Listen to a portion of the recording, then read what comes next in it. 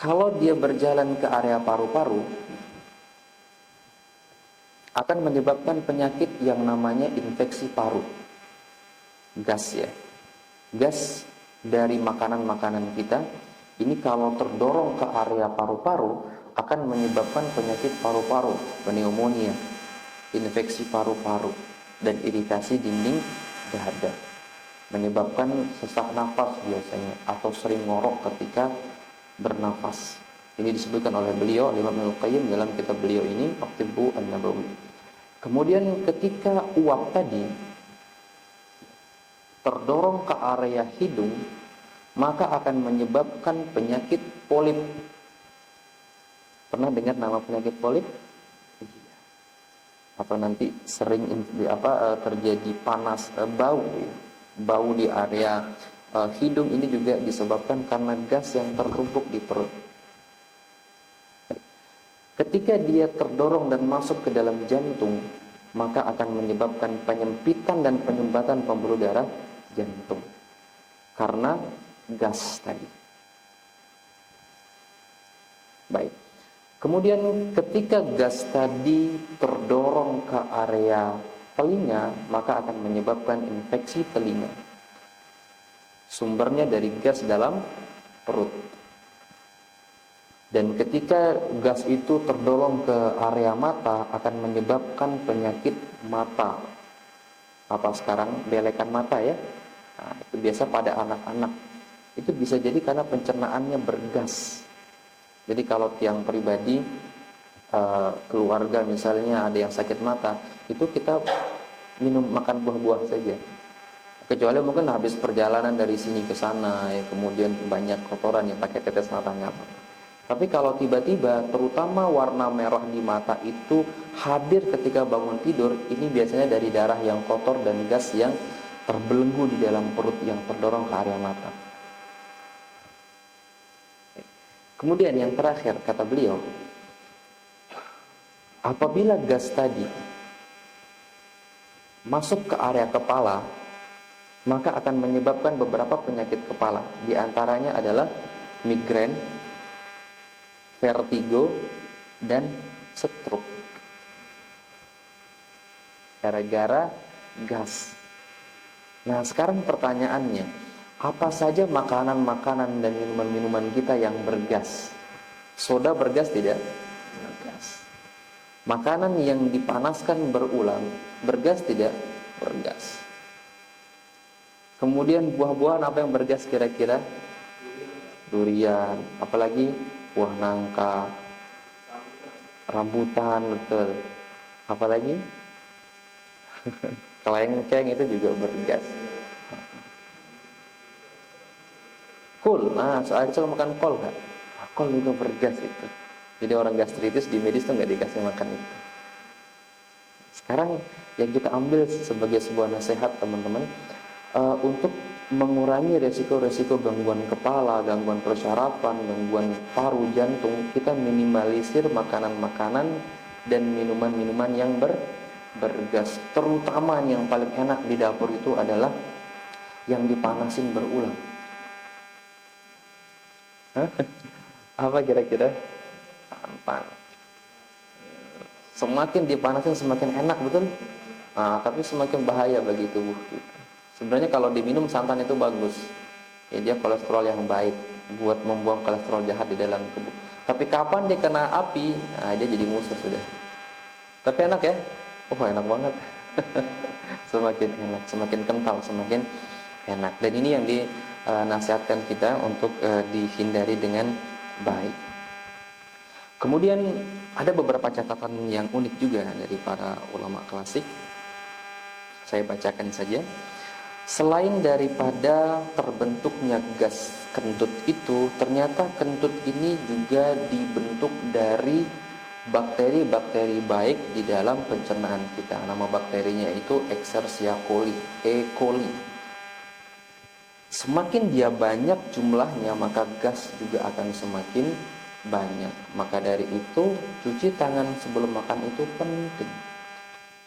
Nah, terutama bagi anak-anak nih, tunggu lagi main dikasih makan jajan, campur semua di situ ya. Ini harus diajarkan untuk cuci tangan. Baik. Kemudian gas ini, nih sekarang ada keunikan dalam penelitian. Ternyata di dalam kentut itu ada manfaat. Jadi kentut itu ada susunan kimiawinya, diantaranya adalah hidrogen sulfida. Ini memiliki beberapa manfaat teman-teman sekalian.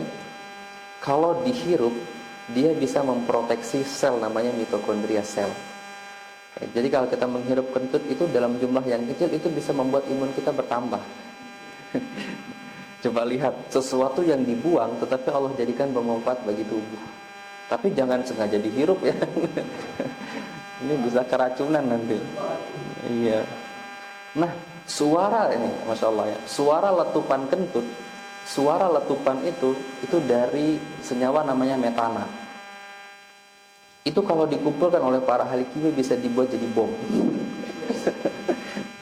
Jadi di dalam kentut kita itu ada senyawa yang bisa buat bom. Bayangkan teman-teman.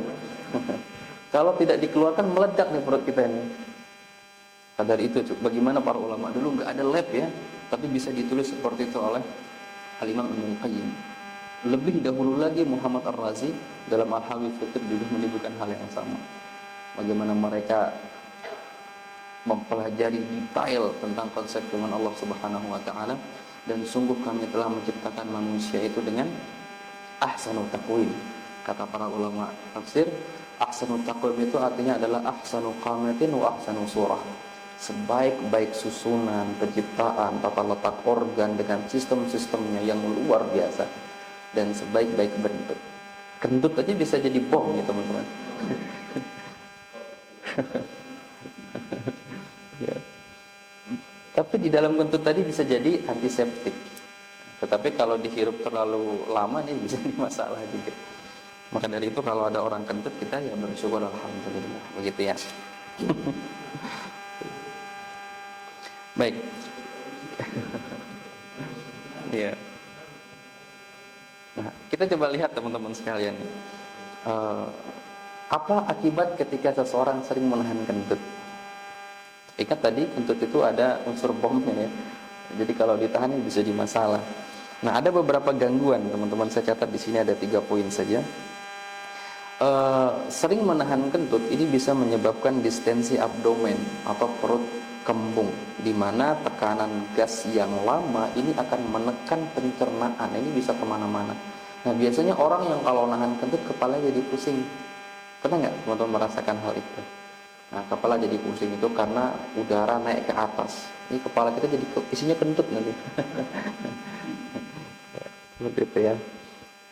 Nah, selain distensi otot, selain distensi abdomen, menahan kentut, perilaku menahan kentut ini juga menyebabkan spasme otot. Otot itu sering kaku, nanti berujung pada sering kram.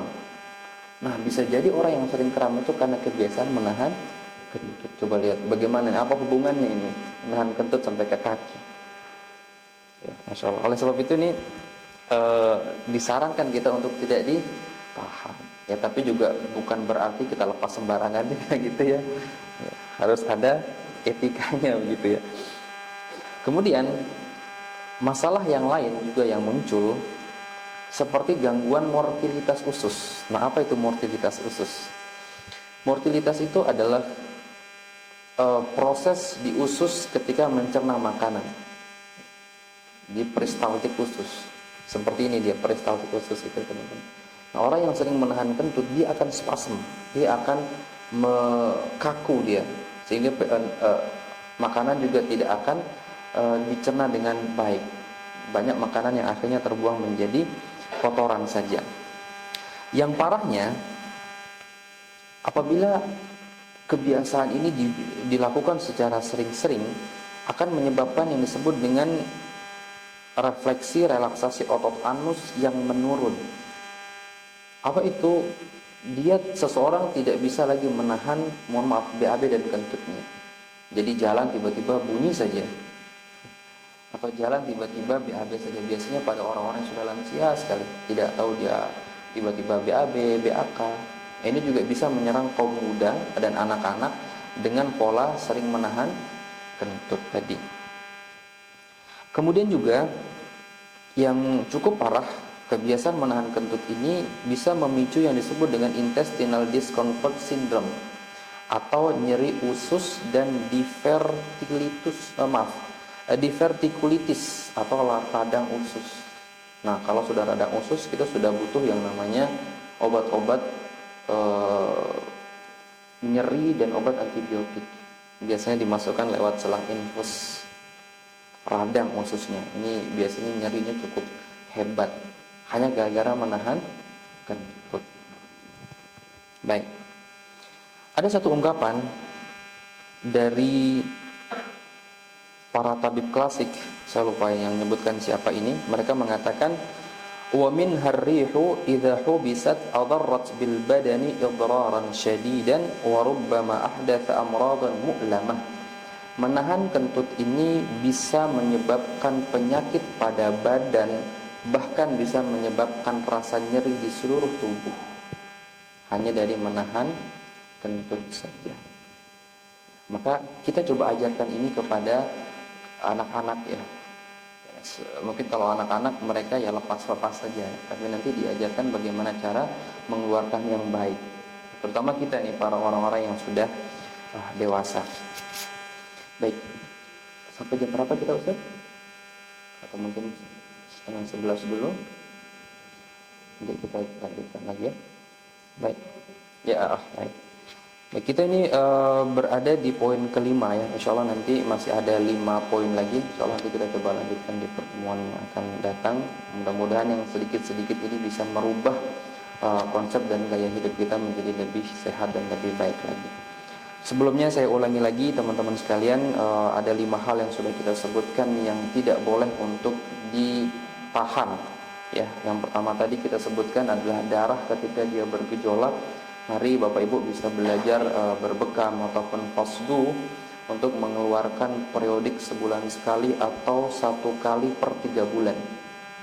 Terutama nanti di umum mughith ya, di area kepala atas ini nanti bisa dikeluarkan 1 kali per 3 atau 6 bulan. Namun saran dari para ahli Tibbun Nabawi saat ini kontemporer itu menyarankan 6 bulan sekali untuk di umum mughith.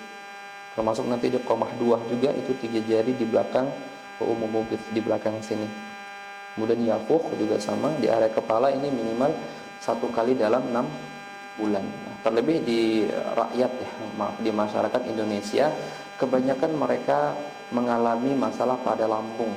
Ada punya riwayat lambung tidak? Nah, ya, rata-rata lambung semua di Indonesia. Saya tidak tahu di tempat lain. Dan di umum mughith itu teman-teman sekalian, dia langsung terkoneksi ke lambung.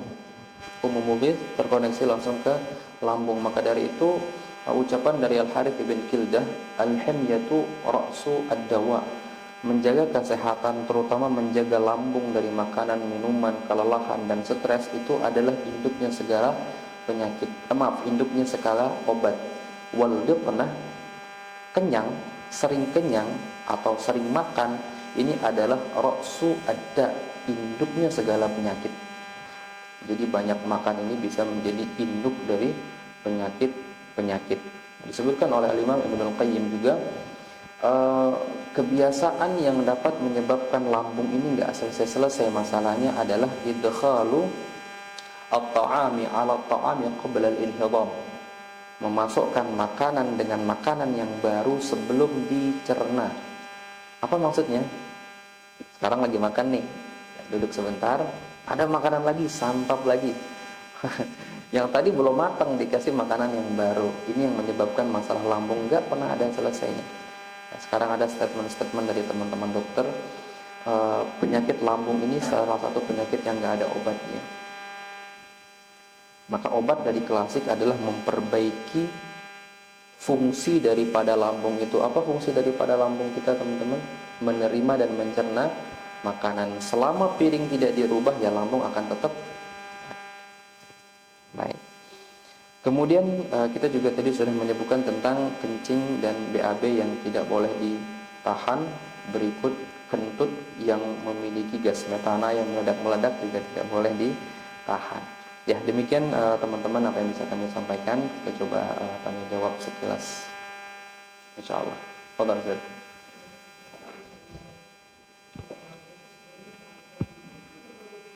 Oke, tentang olahraga ya. Baik. Kalau dianalogikan, sebelum kita berjalan jauh, apa yang kita isi? Bensin, ya, isi tas karir kita seperti itu. Maka sebaiknya sebelum olahraga makan dulu. Namun di jarak kalau bisa setengah sampai 1 jam. Ya. Karena ketika teman-teman makan, olahraga itu kan panas ya badan ya. Nah, ketika kita berolahraga, tubuh ini akan mengirim darah ke semua penjuru tubuh. Bisa dibilang nanti di perut itu akan kosong. Nah, ketika kita makan dan proses pencernaan sedang terjadi, itu darah dikonsentrasikan ke lambung semua. Jadi di sini darahnya kurang. Nah, kalau teman-teman makan langsung olahraga, nanti di sini tidak sehat, di badan juga tidak sehat. Itu yang bisa menyebabkan asam laktat naik, pegel habis olahraga. Jadi yang paling pas adalah isi dulu baru berolahraga. Nah, kemudian bagaimana misalnya belum sempat makan, belum sempat sarapan ataupun makan, kemudian olahraga, silakan teman-teman bisa mengkonsumsi beberapa butir kurma misalnya, atau isi dengan makanan yang mudah dicerna. Jangan terlalu penuh badannya. Begitu kan? Baik. Kenapa ini teman-teman? Ini penting ya sebenarnya. Ada memang saran dari beberapa dokter, terus terang saja di dokter yang berkecimpung di dunia diet, itu bagus berolahraga ketika perut kosong dengan alasan atau dengan sudut pandang agar zat-zat yang tersimpan di dalam sel itu bisa terpakai dulu. Namanya kan detox ya. Nah, supaya terdetoks dulu. Tetapi tidak bisa dilakukan pada semua orang. Misalnya kalau orangnya badannya besar sekali, oke, nggak apa-apa. Tapi kalau seperti tiang yang badannya ya harus makan dulu, ya kita harus makan dulu supaya tidak melemahkan beberapa organ seperti tulang belakang. Nah, ada lagi mungkin? Silakan.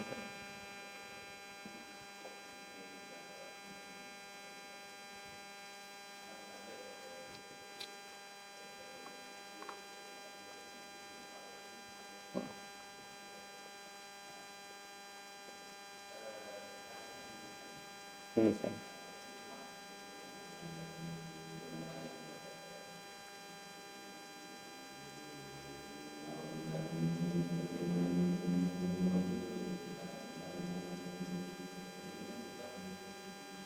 Ini.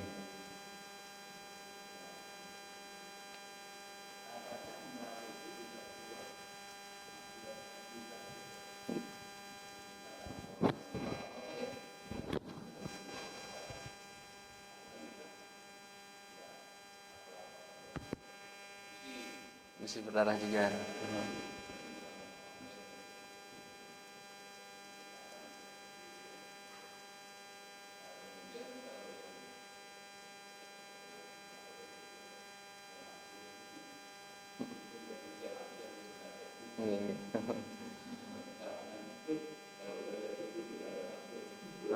Masya Allah. Iya.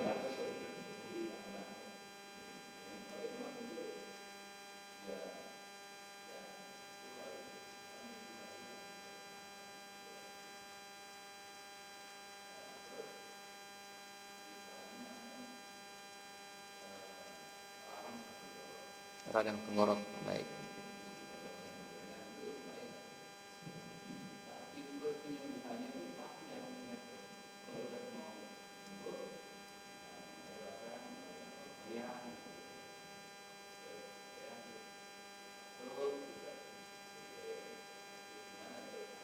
Oh, baik, baik. Ini tentang ar-ri'ah dalam bahasa optik nabawi. Ar-ri'ah itu uh, tentang paru-paru. Saya soroti di pertanyaan terakhir saja Ustaz, tentang radang tenggorokan ya. Nah, radang tenggorokan ini termasuk juga karena uap tadi yang kemudian terdorong ke area paru-paru, yang menyebabkan beberapa masalah, diantaranya batuk kering. Nah, kalau batuk kering berarti paru-parunya cenderung kering. Kemudian nanti ada juga batuk yang berdahak. Kalau batuk berdahak nanti paru-parunya cenderung lembab. Nah, biasanya disebabkan oleh makanan-makanan dan minuman-minuman yang sifatnya memang lembab, lengket. Termasuk gula pasir itu lengket, gula Jawa, gula batu itu juga sama lengket-lengket. Termasuk madu itu juga menyumbangkan batuk lembab tadi. Nah, perlu nanti teman-teman kita pahami bersama bahwa penyakit itu seringkali muncul disebabkan karena beberapa hal. Sebagaimana disebutkan dalam kitab Tibbun Nabawi, itu bisa karena pola hidup secara umum. Kemudian juga bisa karena cuaca. Nah, cuaca yang panas itu bisa menyebabkan paru-paru kita panas. Kenapa kira-kira? Suhu yang panas itu akan terhirup ya, kita bernapas dengan hidung sehingga masuk ke dalam paru-paru. Suhu yang panas itu akan mengeringkan cairan paru sehingga menyebabkan radang tenggorokan. Sudah bagus menggunakan masker. Yang pribadi kalau lagi musim yang sangat panas itu saya pakai masker untuk melindungi paru-paru dari udara yang panas. Di satu sisi, paru-paru ini punya fungsi, dia punya peran untuk ngipasin jantung.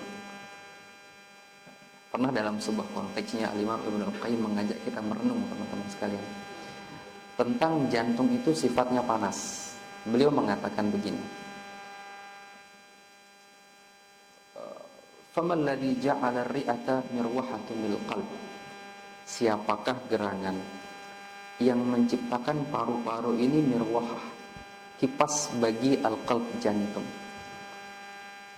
Kata beliau seperti itu, siapakah yang menjadikan paru-paru ini kipas bagi jantung? Taruhu anhu harratahu wa tubarriduhu, yang membuang panasnya jantung yang berlebih ini. Kemudian beliau mengatakan, laula an tubarrida lamata. Jantung ini kalau tidak dikipasin dia akan mati. Jadi peran paru-paru ini ada dua. Dia mendinginkan, dia seperti kondensor, seperti AC. Udara di luar panas ya, masuk itu sejuk, begitu ya. Nah, paru-paru juga seperti itu, subhanallah.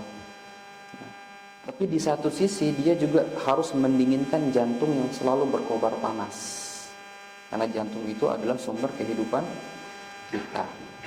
Nah, sehingga saran untuk teman-teman mungkin yang punya keluhan yang sama, coba lembabkan paru-paru itu.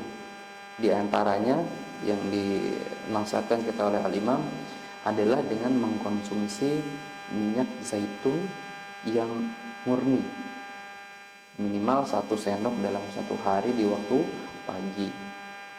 Kemudian cukup minum air putih, sudah bagus. Kemudian menghindari paparan 2 suhu, panas ekstrim dan dingin ekstrim. Dingin ekstrim apa kira-kira? AC misalnya. Ada AC di rumah, Ustaz? Alhamdulillah. Iya. Kadang itu juga yang membuat paru-paru kita menjadi kering.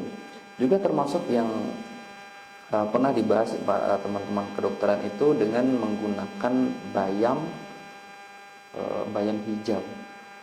Itu nanti dijadikan seperti sayuran biasa, kemudian dimakan itunya aja, sayurnya, makan sayur. Bisa dicoba nanti insya Allah seperti itu. Cukup ya? Baik.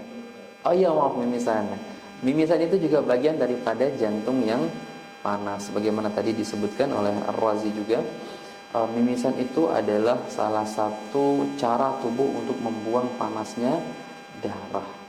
Sehingga kalau mimisannya sedikit kita tidak perlu khawatir insya Allah. Tapi kalau mimisan terus-menerus ini perlu kita soroti ada apa. Ya, tapi poinnya adalah tubuh itu perlu diademkan. Bukan dengan adem sari, tapi dengan minuman-minuman yang segar. Coba nanti bisa dengan nabis kurma. Jadi kurmanya malam ditaruh di sini beberapa butir saja, nanti diminum di pagi hari. Baik, barakallah. Ada lagi teman-teman? Langsung. Ya. Masya Allah, barakallah. Teman-teman tahu gelas yang biasa dipakai nampung es teh berapa sih isinya ya?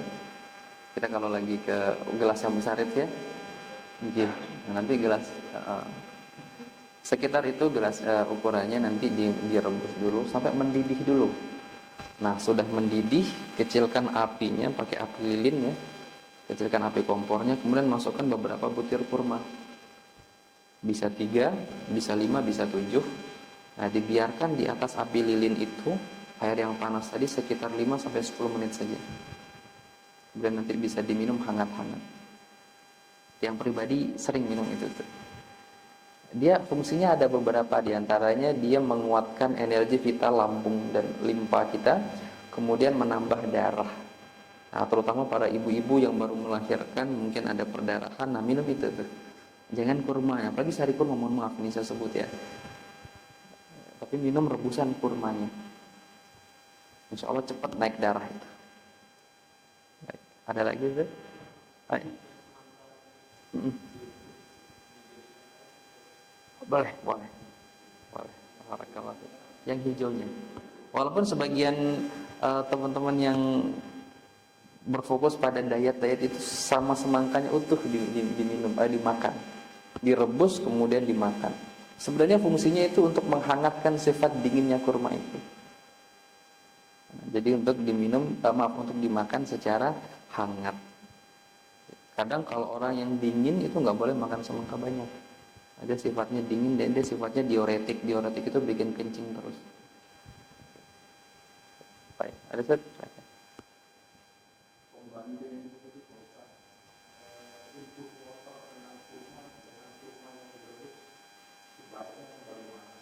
Oh.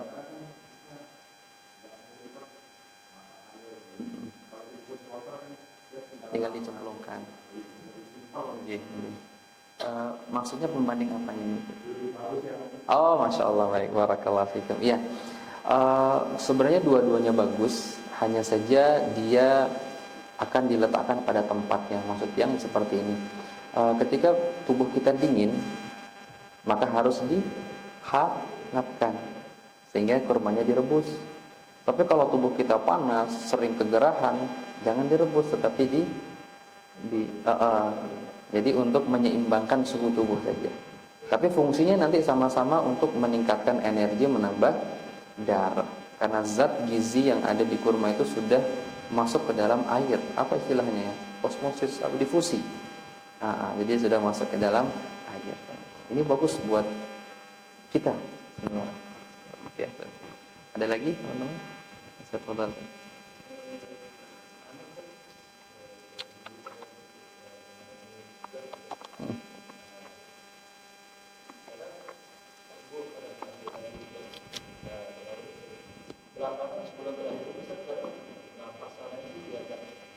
Baik.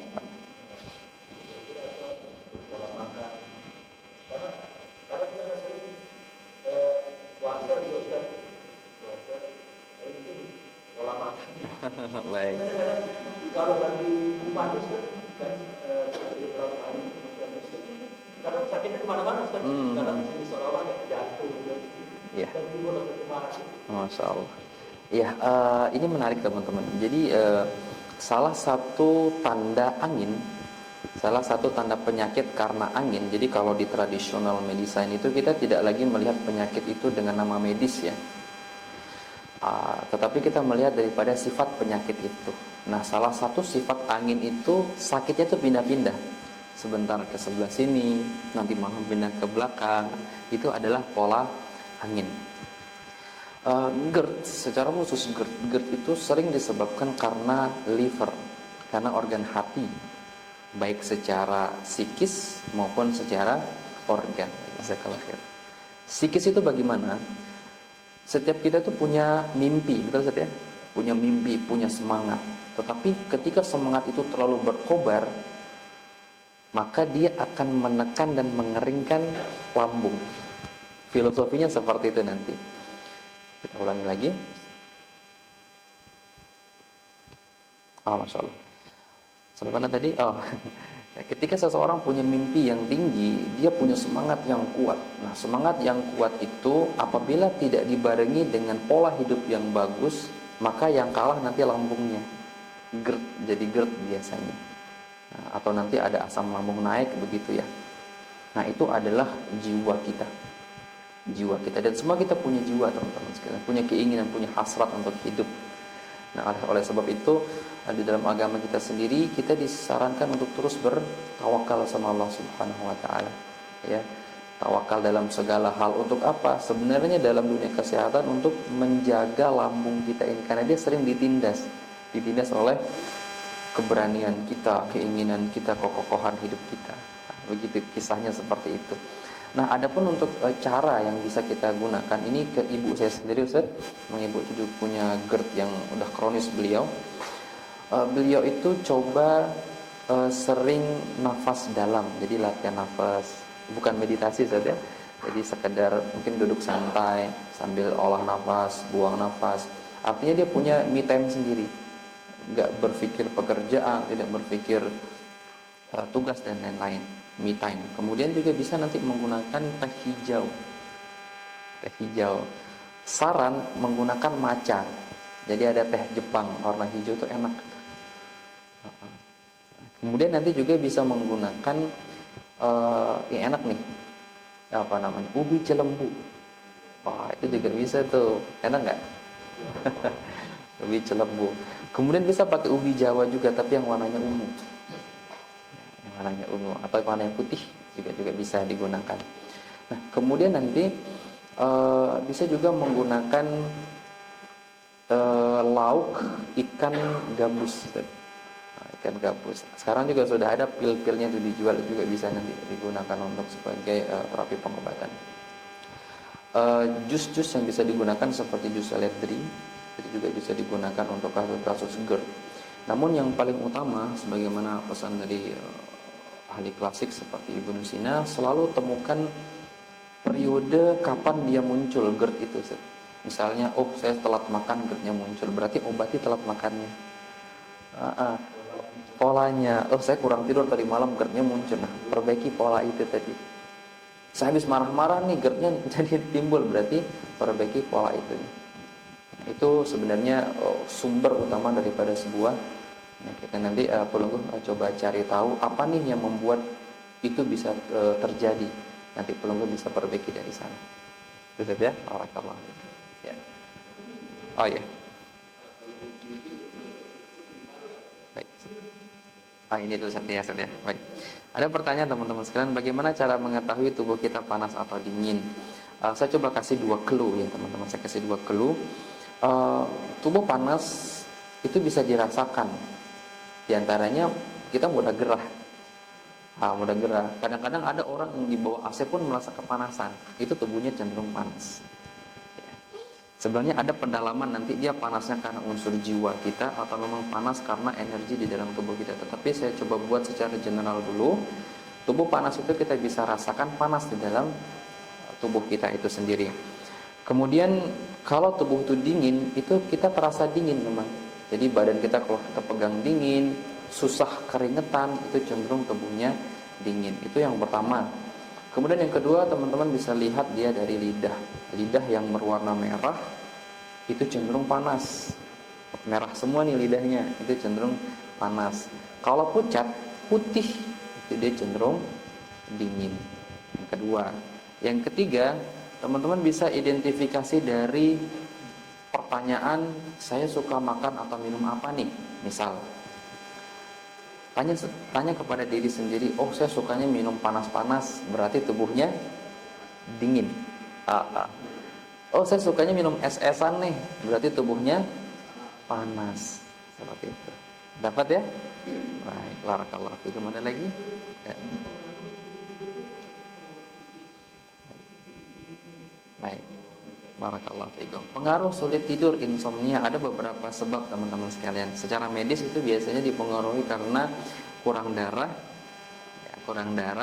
kemudian ketegangan otot, kemudian juga karena atau hipertensi, tekanan darah tinggi. Ustaz, tekanan darahnya tinggi apa rendah Ustaz? Normal, alhamdulillah. Baik, secara klasik itu sering dikaitkan dengan faktor angin, masuk angin. Nah, terutama suka di pantai saja. Nah, suka di pantai. Nah, itu biasanya emang enak sekali di pantai. Iya. Cuman angin yang masuk ke dalam tubuh itu, kita sedang berolahraga di dalam air, sebenarnya tubuh kita panas nih. Nah, tetapi karena tersiram udara dingin, jadi pori-pori tertutup. akhirnya panas itu nggak bisa keluar. Nah, akhirnya dia terkumpul di kepala nih. Nah, itulah yang sering menyebabkan insomnia. Cukup mudah sebenarnya teman-teman, kalau tensinya bagus, pola makan bagus, kalau hanya karena masuk angin, ada satu teknik yang datang dari Indonesia, namanya teknik kerokan. Wah, itu diteliti sampai Jepang itu teman-teman. Salah satu peninggalan Indonesia yang paling unik itu adalah kerokan. Ternyata kerokan itu bisa membuang angin di dalam tubuh dan meningkatkan sel limfosit T. Imun kita jadi kuat dengan kerokan itu. Tapi ada tapinya, 2 poin. Yang pertama, saran untuk tidak dikerok dengan koin. Ya, pakai kayu lah ya. Sekarang ada kayu-kayu kerokan itu. Kemudian yang kedua, ya tidak juga seperti tulang ikan.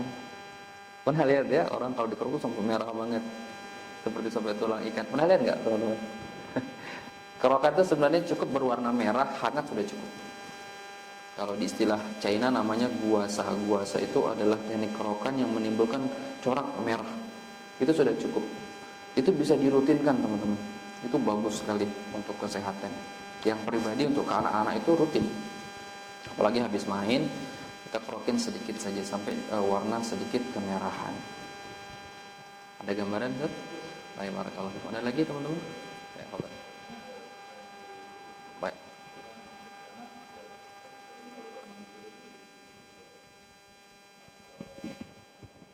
Kenapa itu? Oh, nyeri di pangkal lengan. Kanan apa kiri itu? Kanan. Oke, pernah jatuh mungkin? Ya. Baik. Pada dasarnya teman-teman sekalian, kalau difahami sebagai sebuah konstruksi bangunan, tubuh kita kan ada kiri dan kanan ya. Dia menyilang. Jadi sebelah kanan itu ditopang atau terhubung dengan pinggul sebelah kiri. Ya, yang bahu kiri nanti terhubung dengan pinggul sebelah kanan. Nah, nanti masalah yang ada di sebelah sini biasanya juga terpicu dari pinggul sebelah kiri. Demikian juga nanti sebaliknya. Nah, kalau dia hanya nyerinya muncul di pagi hari, saya coba kasih gambaran ke teman-teman semua, malam itu dingin atau panas biasanya? Dingin ya. Nah, kalau ada orang atau saudara-saudari kita yang di pagi hari kok ada kaku di salah satu sisi tubuhnya, maka cenderung tubuhnya itu dingin dan macet aliran darahnya ke area itu. Jadi nanti bisa diterapi dengan cara dihangatkan, bisa perunggu, ambilkan beberapa irisan bawang putih, kemudian dioles di sepanjang belikatnya itu. Ya, kalau teman-teman seperti ini nanti ada ruas ya, ruas belikatnya itu bisa dioleskan dengan bawang putih tadi. Ya, kemudian nanti bisa lakukan stretching. Stretching itu seperti pelenturan otot. Itu nanti bisa dirutinkan saja. Seperti itu kan? Baik, barakallahu lagi. Baik.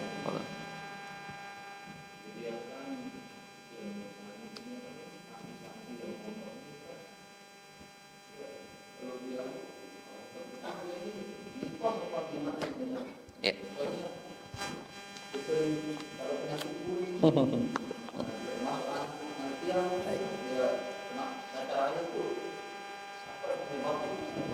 Baik. Ada ungkapan teman-teman dari para ibu-ibu yang pernah saya dengar di Pondok Pesantren As-Sunnah. Waktu saya masih ada di klinik waktu itu. Anak-anak itu kalau belum korengan tidak mondok. Betul ya? Jadi harus korengan dulu baru mondok nih. Baik. Saya coba kasih mereka sebuah ilustrasi, ibu, bapak. Coba lihat jumlah yang korengan dengan yang nggak korengan banyak mana? Banyak yang nggak korengan. Baik, kita coba lihat dari sisi medis, mentoknya ada di mungkin sanitasi kurang bagus, kurang kebersihan, ya sabun yang perlu diganti, sehari ganti baju, dan itu sudah dilakukan, tetapi masih saja terjadi, begitu ya. Baik, kita coba tilik dari sudut pandang tradisional, ternyata ada ketemu kuncinya. Kulit itu dipertanggungjawabi oleh satu organ, namanya paru-paru. Kulit dipertanggungjawabi oleh satu organ, namanya paru-paru. Jadi kesehatan kulit kita, cemerlangnya kulit kita, bagusnya kulit kita itu dengan sehatnya paru-paru itu. Kemudian paru-paru itu punya pasangan namanya usus besar. Tadi yang disampaikan oleh Ar-Razi dan Ibnu Sina. Dan orang Jawa pada umumnya kalau pencernaan kita kotor akan nampak pada kulit. Baik, kita simpan dua kunci jawaban ini. Pertama dari paru-paru dan usus besar. Baik, di pondok pesantren, okelah kita katakan makanannya ya, tidak sehebat kalau yang dimasak oleh ibu dan bapak di rumah begitu ya. Namun juga kita mondok. Baik, kita tidak bisa pungkiri itu. Kemudian yang kedua paru-paru. Nah, paru-paru ini punya emosi. Dia punya jiwa pribadi atau emosi pribadi namanya sedih. Nah, muncullah sebuah kesan anak-anak yang gatal-gatal atau gatal-gatal itu adalah manifestasi daripada emosi sedih yang sedang dia pendam. Nah, jawabannya di situ. Oh, ternyata dia sedih. Akhirnya kita coba buktikan teman-teman sekalian. Ada seorang santri waktu itu kelas 2 SMP. Dia sering gatal-gatal dan timbul asma. Kalau kita tanya betah nggak di pondok? Ya betah sih kak. Melas banget gitu ya. Ternyata itu dalam 1 bulan bisa 2-3 kali dirawat inap dengan gatal dan asma. Secara medis kita sudah lakukan sesuai dengan intervensi yang ada. Secara klasik kita belum coba. Hanya kita coba dengan cara klasik. Kita nggak tanya dia sedih atau tidak, tetapi saya pesan ke ibunya waktu itu, ibu kalau bisa datang 1 bulan 2 kali ya, orangnya nggak jauh orang Lombok Tengah. Ternyata betul teman-teman sekalian, sejak dijenguk 2 kali dalam 1 bulan nggak pernah sakit lagi. Nah, dari situ baru saya ngumpul dengan keluarganya juga, ternyata anak ini sedih. Wajar anak-anak ya sedih ditinggal orang tua. Kecuali anak-anak yang sudah biasa hidup sendiri. Berarti ada kesedihan, Ustaz. Namun terkadang anak-anak belum bisa menggambarkan sedih itu apa sih begitu. Taunya kan anak nangis, tapi dia nggak tahu dia memendam tangisan itu. Sehingga orang tua kalau bisa di era kita saat ini sering-seringlah mengunjungi anak, kasih motivasi walaupun hanya lewat telepon. Coba lihat bagaimana Ustaz Syafiq hafizahullah taala sering mengunjungi anaknya ya. Oh, sering banget itu untuk menjaga mental dari putranya. Demikian Ustaz ya. Baik, waalaikumsalam. Wa iyyakum warahmatullahi. Oke, ada 3 pertanyaan ini. Kalau kerokan pori-pori melebar, apakah itu memicu gampang masuk angin? Baik, ini pertanyaan bagus. Kalau kerokan pori-pori kita melebar betul. Supaya tidak gampang masuk angin, tutup semua jalur angin. Jadi setelah dikerokin harus pakai baju lagi, jangan kena kipas. Baik. Kemudian pemahaman saya yang lain, apakah seseorang kalau sering dikerok tambah sering masuk angin? Ini sebenarnya ada penelitian tersendiri teman-teman sekalian. Tetapi yang umum tidak. Jadi seseorang tidak gampang masuk angin karena sering dikerokin. Yang bikin masuk angin itu setelah dikerokkan, setelah dikerok kipas anginan. Jadi masuk angin. Baik. Bagaimana kalau tiba-tiba di badan itu timbul bercak flek warna biru keunguan? Nah, ini biasanya karena lemahnya organ limpa, lemahnya organ pencernaan. Jadi nanti ini biasanya muncul karena beberapa faktor teman-teman sekalian, diantaranya faktor stresor atau sedang memendam kesedihan, memendam kekesalan. Maka dari itu salah satu begadang yang diberi pahala itu ngobrol antara suami dan istri. Memang istri harus ngobrol teman-teman sekalian. Minimal kalau tidak salah 80.000 kata apa 60.000 kata. 60 ya saudara. 60.000 kata istri harus ngobrol. Kalau enggak dia pasti insomnia. Pasti marah-marah.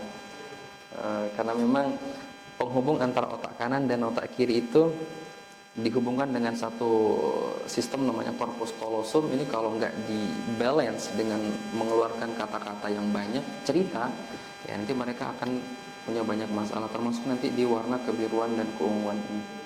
Tinggal nanti sebenarnya ini warnanya timbul di mana, karena nanti setiap tempat itu punya arah kemana penyakit itu muncul.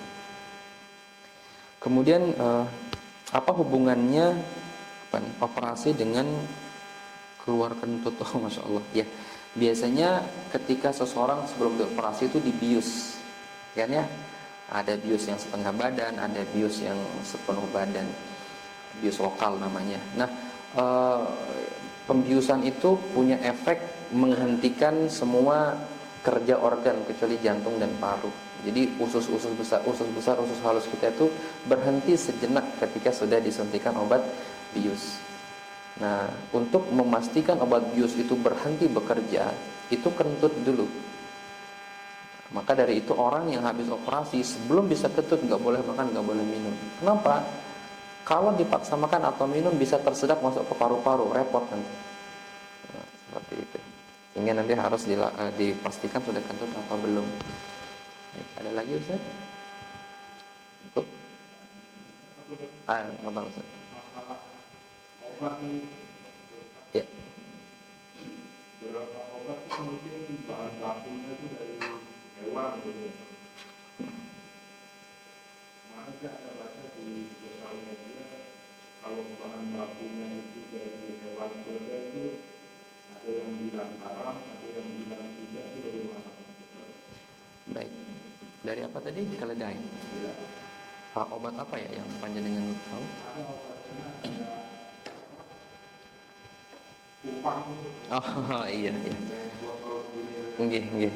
Itu kan saya baca sih bahan bakunya dari keledai. Baik, nah ini saya belum tahu ya apa makan hukum keledai. Ada yang tahu? Halal atau haram?